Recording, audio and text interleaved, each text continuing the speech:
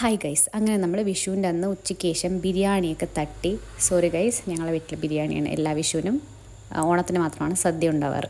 അപ്പോൾ ബിരിയാണിയൊക്കെ തട്ടി നമ്മളെല്ലാവരും കൂടി പ്ലാൻ ചെയ്ത് കോഴിക്കോട് ബീച്ചിലേക്ക് പോകാമെന്ന്. വീട്ടിൽ നിന്ന് വെറുതെ പോസ്റ്റ് ആവണ്ടല്ലോ എന്ന് വിചാരിച്ചിട്ട് അപ്പുറത്തെ വീട്ടിലെ കുട്ടികളെയും കൂട്ടി നമ്മളെ വീട്ടിലെ ആൾക്കാരെയും പെറുക്കി എല്ലാവരെയും പെറുക്കി നമ്മൾ പോകുന്ന കാഴ്ചയാണ് നിങ്ങൾ കണ്ടുകൊണ്ടിരിക്കുന്നത് ഗൈസ്. അപ്പോൾ കുറേ കാലത്തിന് ശേഷം വണ്ടിയൊന്ന് എടുത്ത് ഓടിച്ചാട്ടോ. ചില സാങ്കേതിക കാരണങ്ങളാൽ അടുത്ത് പടക്കം പൊട്ടുന്നുണ്ട്.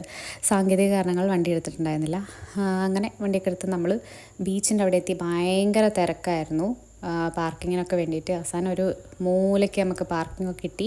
പിള്ളേർ കളിച്ചു. അങ്ങനെ നമ്മൾ കുറച്ച് നമ്മുടെ സ്ട്രീറ്റ് ഫുഡ് ഉണ്ടല്ലോ, എന്തെന്നാ പറയുക, കല്ലുമ്മക്കായി, കാടമുട്ട, അങ്ങനത്തെ സംഭവങ്ങളൊക്കെ കഴിച്ച് ചായ കുടിച്ച് ഇരുന്ന് കുറച്ച് സൊറ പറയുന്ന കാഴ്ചയാണിത്. അങ്ങനെ കുറച്ച് നേരം കാറ്റൊക്കെ കണ്ട് സൊറയൊക്കെ പറഞ്ഞ് നോക്കുമ്പോൾ അവിടെ അമ്പലത്തിൽ ഉത്സവം ഗൈസ്. അങ്ങനെ ഞങ്ങൾ വരുമ്പോഴും കണ്ടായിരുന്നു. അപ്പോൾ ഞങ്ങൾ കുറച്ച് നേരം അവിടെ നിന്ന് ഉത്സവമൊക്കെ കണ്ടു.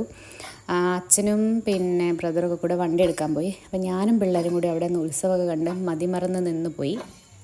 തായമ്പക ഉണ്ടായിരുന്നു, പിന്നെ അങ്ങനെ കുറേ കലാപരിപാടികളുണ്ടായിരുന്നു. ഇത് നല്ല ഒരു ഡാൻസ്, അങ്ങനെ കുറേ പ്രോഗ്രാംസ് ഉണ്ടായിരുന്നു. നല്ലതായിരുന്നു കേട്ടോ അന്നത്തെ ഡേ. നമുക്ക് ബീച്ചും കണ്ടു, ഉത്സവവും കണ്ടു. അങ്ങനെ അവിടുത്തെ കുതിരേനൊക്കെ കെട്ടിയിരിക്കുന്ന സ്ഥലമാണ്. ഞങ്ങൾ അവിടെയായിരുന്നു പോസ്റ്റായി നിന്നിരുന്നത്. അങ്ങനെ അവിടെ നിന്നു. കുറച്ച് കഴിഞ്ഞപ്പം അവർ വന്നു. പിന്നെ ഈ കാണുന്നതാണ് നമ്മുടെ ഷെഫ് പിള്ളൈ റെസ്റ്റോറൻറ്റ് കേട്ടോ.